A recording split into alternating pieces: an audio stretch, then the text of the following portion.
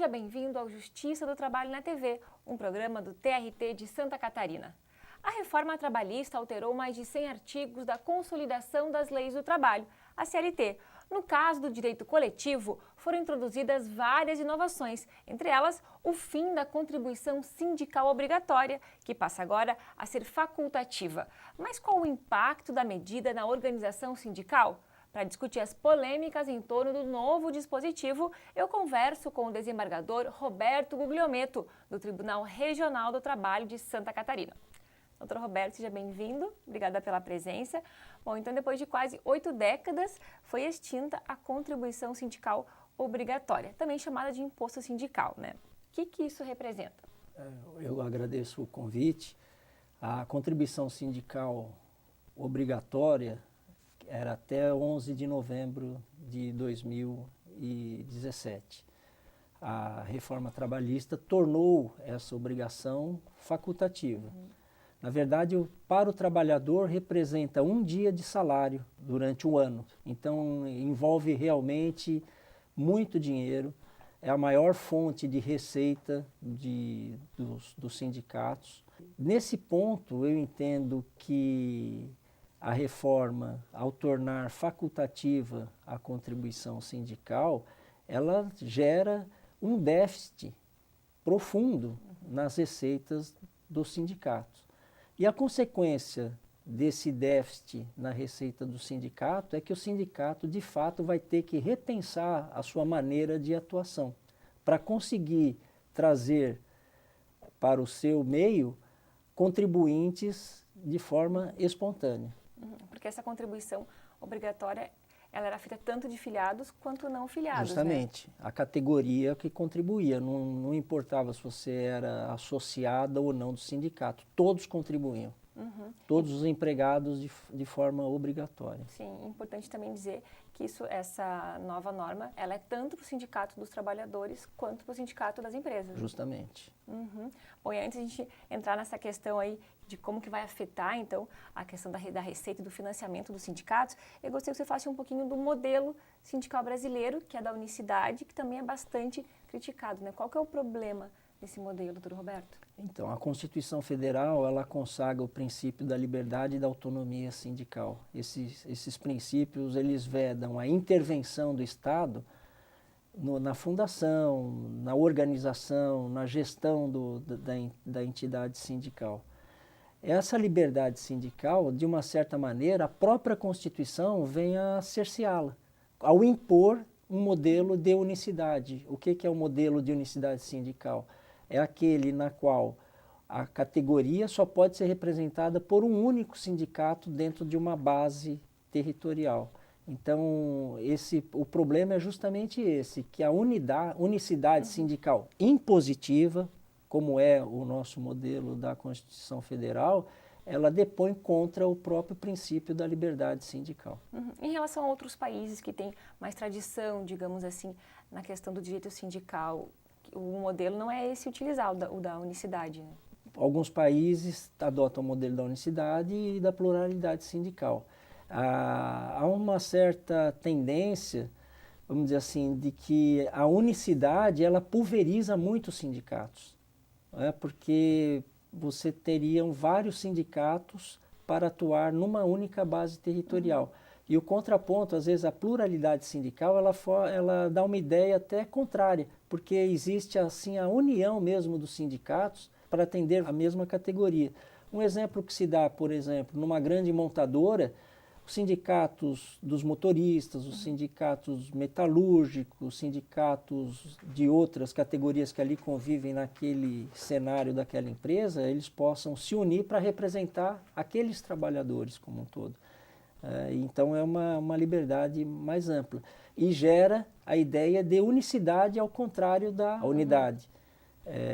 Eu acredito que a unicidade não produz assim necessariamente a unidade e a pluralidade ao contrário pode gerar a unidade sindical.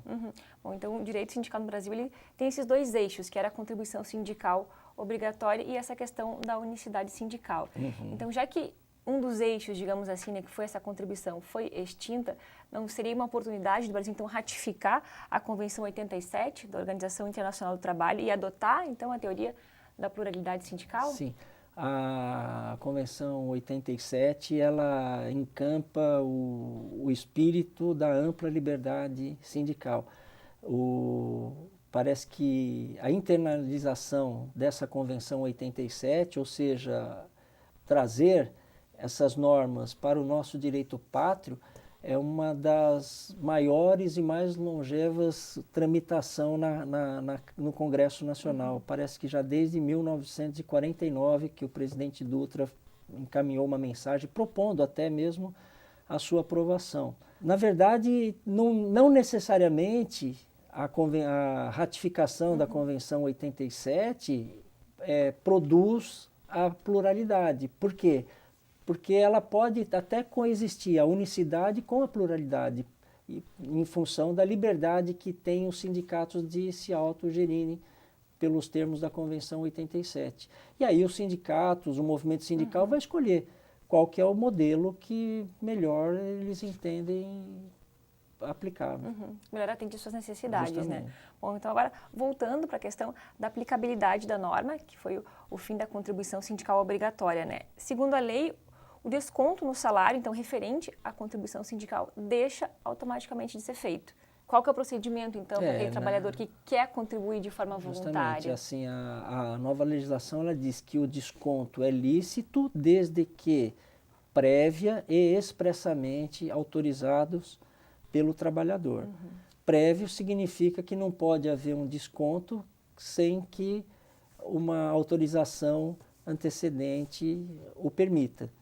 E o expresso, a manifestação expressa, ela pode ser verbal e escrita. Na lei não existe que a manifestação tenha que ser escrita, porque o expresso ele pode se dar de forma verbal também. Convenhamos que o apropriado é que seja escrito, mas a lei não veda uma autorização verbal. Né? E nesse cenário, aproveitando a pergunta, eu gostaria de falar que se discute, se tem posicionamento, que a assembleia convocada pelo sindicato para deliberação pela categoria, e não só dos associados, pela categoria, a deliberação pela categoria. Filiados ou não ao sindicato. Filiados ou não aos sindicatos, ser aprovada, supriria essas exigências de ser prévia e expressa. Eu, particularmente, eu entendo que sim. A Assembleia convocada para a categoria deliberar especificamente sobre esse tema, e uma vez aprovada, supre, porque ela foi prévia e é expressa. É uma maneira, evidentemente, na Assembleia, que existe uma manifestação de vontade expressa. Então, o trabalhador não precisaria chegar, por exemplo, no departamento de RH da sua empresa e dizer que ele gostaria de contribuir. Justamente, porque isso, inclusive, pode até gerar um constrangimento para aquele trabalhador que queira realmente contribuir e a empresa, dependendo da empresa, talvez não ver com os bons olhos aquele tipo de manifestação de empregado e, às vezes, até por uma forma ou outra, tentar demovê-lo daquela ideia de contribuição espontânea. Então, os sindicatos eles já estão realmente se organizando para promover essas assembleias da categoria e votar, então, e tentar voltar com o desconto da contribuição sindical. O que se tem notícia é que vários sindicatos já têm feito isso. O que existe é essa discussão. É possível, não é possível? A empresa como que fica numa situação dessa?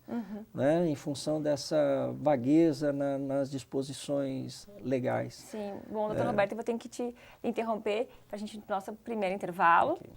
A gente já volta, é 1 minuto.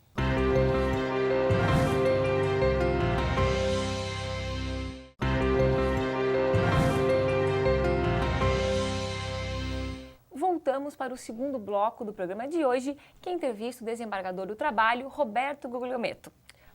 Doutor Roberto, para a gente continuar então essa questão sobre a deliberação em assembleia, né, pela continuidade da contribuição sindical, né? Como que fica nesse caso as empresas? Como elas devem agir a partir da aprovação, por exemplo, em assembleia da categoria? Olha, na verdade ela tem 3 alternativas. Uma, efetuar o desconto, né? E ela corre o risco do trabalhador que teve o salário descontado vir a postular devolução desse desconto, dizendo que ele mesmo não autorizou. E isso, lógico, a justiça acaba tendo que decidir. A outra alternativa é a empresa não descontar. E aí ela também corre o risco de ser acionada pelo sindicato dos empregados, dizendo que houve uma deliberação da Assembleia e fazer essa cobrança judicialmente, e a empresa, no caso ali, ter que fazer esse desconto com as onerações todas processuais. E a terceira alternativa que eu vejo é talvez efetuar o desconto, mas não fazer o repasse e depositar em juízo para que haja discussão também sobre a matéria. Bom, mas isso tudo num primeiro momento, né? No primeiro momento. Eu sei que a posição da empresa realmente fica complicada.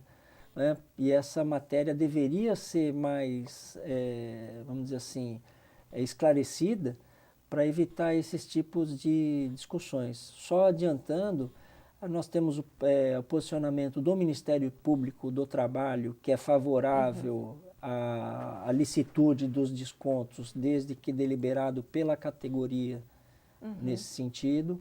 Temos uma nota técnica do Ministério do Trabalho também nesse sentido. Foi aprovado também num congresso onde participaram juízes, procuradores, auditores fiscais, advogados, logo depois da entrada em vigência da legislação trabalhista, que também consagrou a Assembleia como, vamos dizer assim, uma entidade legítima para fazer essa autorização e suprir todos esses requisitos de ser prévio e expresso. Bom, muito bem. E com o fim do imposto sindical, então, os sindicatos, como o senhor mencionou no primeiro bloco, eles perdem uma das suas principais formas de sustentação econômica. O senhor acredita que isso fragiliza os sindicatos, em especial, claro, os trabalhadores? Né? Com certeza fragiliza do ponto de vista financeiro, né? Agora, se tem notícias de que alguns sindicatos não sobrevivem e não têm a sua vivência baseada na contribuição, porque muitos devolvem, inclusive, a contribuição sindical e trabalham forte no movimento associativo e de filiação. E é nesse sentido, talvez, que a reforma realmente venha enaltecer esses sindicatos mais atuantes e acabar, vamos dizer assim, com aqueles sindicatos mais de fachada, entre aspas, que só sobrevivem às custas de uma contribuição sindical obrigatória, sem nenhum esforço para cumprir a sua missão sindical. Que é de garantir, enfim, e lutar pelos direitos dos trabalhadores. E no outro cenário, eu acredito que também, em vez dos desmembramentos de sindicatos, nós vamos ter fusão e agrupamentos de sindicatos para fazer frente a essa dificuldade financeira. Bom, então, aproveitando o gancho, você falasse um pouquinho, então, quais são as outras formas de receita das entidades sindicais? A legislação permite essa contribuição sindical agora facultativa. A Constituição Federal delibera também a possibilidade de uma contribuição confederativa, que é para suprir os sistemas de confederação, federação, sindicatos, mas nesse cenário ela só autoriza que esses descontos sejam pelos filiados, né, porque vamos dizer assim, adotam como fundamento que impor para os não associados esse tipo de contribuição feriria o princípio da liberdade sindical. Temos também uma contribuição que geralmente consta de acordos, convenções coletivas, que são as taxas assistenciais, as taxas de reversão, ou vários números, porque a própria a CLT também permite, no artigo 513, letra E, que os sindicatos possam impor contribuições. e também as mensalidades, que seriam os sócios da entidade sindical. Mas a fonte maior realmente é essa contribuição até então obrigatória, que agora é facultativa. E a segunda é a contribuição espontânea dos filiados. Esse assunto, então, tem sido recorrente, né? Tanto do desconto ou não da contribuição, tem sido recorrente no Judiciário Trabalhista. Vários sindicatos ingressaram com ações exigindo que a contribuição seja feita mesmo após o fim da obrigatoriedade. Como que a Justiça do Trabalho tem enfrentado essas questões, doutor Roberto? Já é possível identificar alguma tendência na jurisprudência ou é muito cedo? A reforma trabalhista produziu, vamos dizer assim, algumas ações de inconstitucionalidade junto ao Supremo Tribunal Federal em algumas matérias, e dentre elas se destaca essa questão da facultatividade da contribuição sindical. Até então, o relator não deferiu nenhuma liminar, suspendendo a eficácia ou não do dispositivo legal. Então, como não houve a suspensão, eu penso que é temerário, vamos dizer assim, se declarar as inconstitucionalidades justamente por trazer uma certa insegurança jurídica. Mas, de qualquer forma, se tem notícias de que, de fato, muitos juízes, né, principalmente aqui em Santa Catarina, notícias lá em Campinas, São Paulo, declararam a obrigatoriedade ainda da contribuição sindical. Em caráter liminar. Em caráter liminar, e algumas até com sentenças. Mas, como era mês de março, muitas ações foram propostas ali mesmo no limiar da obrigatoriedade da contribuição. Sim, alguns março, juízes, que é quando acontece justamente, esse desconto, né? Alguns juízes deram tutela provisória. E o que se tem notícias também é que aqui, pelo menos em Santa Catarina, que eu conheço, o tribunal, quando foi instado a se manifestar, se manifestou no sentido de suspender as medidas provisórias decretadas em primeira instância. Né? E o TST também em duas oportunidades. Algumas questões já chegaram no Já Tribunal chegaram Superior do Trabalho. ao Tribunal Superior do Trabalho. Evidentemente que não foi analisado o mérito em si.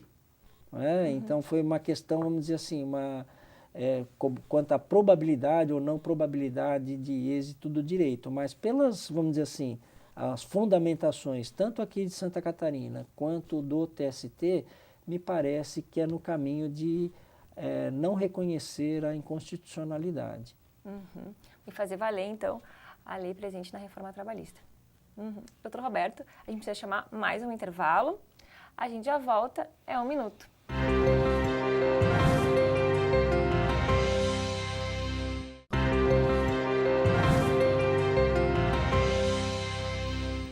Voltamos para o último bloco do programa de hoje, que entrevista o desembargador Roberto Guglielmetto. Nossa conversa é sobre o fim da contribuição sindical obrigatória. Bom, doutor Roberto, esse novo dispositivo da reforma trabalhista está sendo questionado no Poder Judiciário, como conversávamos no bloco anterior, sob o argumento de que ele é um imposto e, como tal, não poderia ter sido retirado por meio de lei ordinária. É isso mesmo? O senhor concorda? Essa tem sido uma das maiores discussões em torno dessa constitucionalidade ou inconstitucionalidade do dispositivo. Primeiro, o aspecto que se tem que mencionar é que a lei ordinária ela não exige um quórum qualificado. E a lei complementar, ela exige um quórum mais qualificado. Ou seja, o processo legislativo de lei complementar, ele tem uma dificuldade, um grau de dificuldade maior para ser aprovado. Então, essa é a discussão.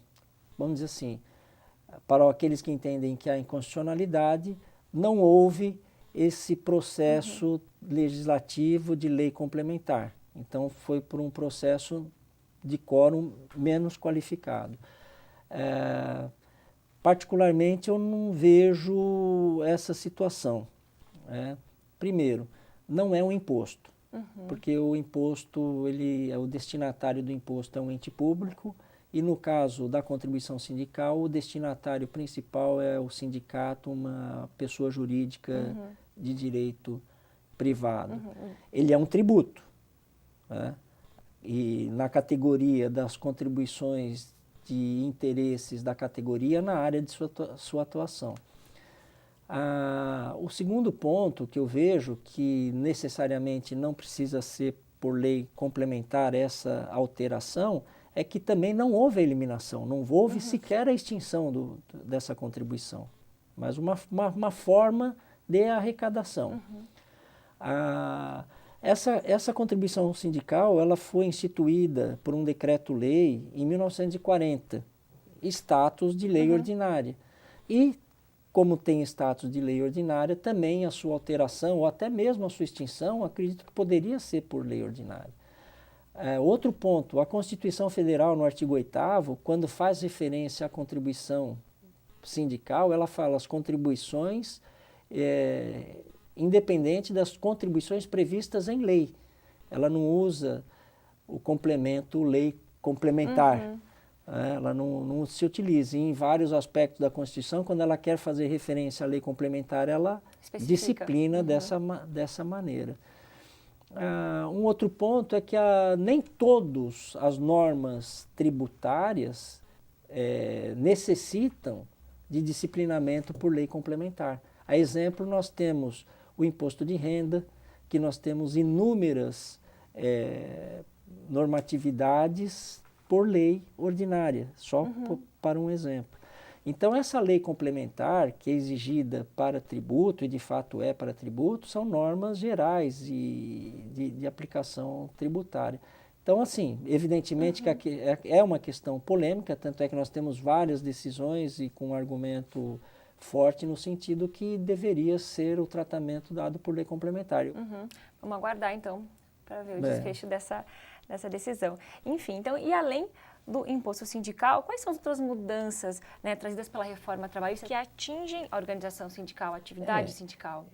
Na verdade, atinge o sindicato, mas de uma maneira muito direta os trabalhadores que esses sindicatos estão a representar, que é um ponto fundamental da reforma, que é a prevalência do negociado sobre o legislado, inclusive para suprimir ou reduzir direitos. Essa é a interpretação que se faz dos textos lá dos artigos 611A e 611B da CLT. Em tese, a estrutura, vamos dizer assim, que não pode ser objeto de deliberação, de supressão ou de redução de direitos, a estrutura intacta é aquela do artigo 7º da Constituição. Porque o artigo 611A, ele disciplina, entre outros direitos, pode ser objeto de negociação, prevalecendo sobre a legislação. E elenca. Entre outros, então, é o elenco, vamos dizer assim, exemplificativo. E no 611B ele diz que não pode ser objeto de supressão ou redução aqueles elencos já de forma taxativa, que na verdade repete o artigo 7º. E nisso há até uma crítica legislativa, porque evidentemente que uma lei ordinária não poderia fazer prevalecer uma mudança na estrutura de uma norma constitucional. Bom, esse assunto aí rende com certeza mais uma entrevista, né? Para a gente encerrar, eu só gostaria de uma última opinião do senhor. Em que ponto a reforma trabalhista peca quanto ao direito sindical? Eu acho que houve, assim, um erro muito grande nessa questão da contribuição sindical sem uma reforma mais ampla. Eu sou até favorável à contribuição facultativa, porque ela vai ao encontro dos princípios de liberdade e autonomia sindical, mas convenhamos que o sindicato perde a sua receita, por outro lado, continua com o ônus de representar toda a categoria. Não somente os filiados. Não somente os filiados. Então, isso requeriria uma reforma, inclusive constitucional, porque a Constituição ela ainda prevalece no sentido de que os sindicatos cabe a representação da categoria e não só aos associados. Então, nós chegamos a essa conclusão. Apesar do sindicato representar a categoria e tudo que o sindicato venha a conquistar para essa categoria, pode atingir aqueles que também não fazem a contribuição para o sindicato. É um modelo que, ao meu ver, fica, vamos dizer assim, descompassado. O ideal, do meu ponto de vista, seria quem contribui se beneficia das normas que o sindicato conquista. Claro, inclusive seria uma forma de angariar Justamente. Novos filiados. Estímulo realmente para que haja filiação e aí o engrandecimento daqueles sindicatos extremamente atuantes e que fazem prevalecer a sua missão. Bom, doutor Roberto, infelizmente nosso tempo chegou ao fim, foi um prazer conversar com o senhor e até uma próxima. Muito obrigado. E assim a gente encerra o programa de hoje com o desembargador Roberto Guglielmetto, do TRT de Santa Catarina. Nos vemos no próximo programa. Até lá!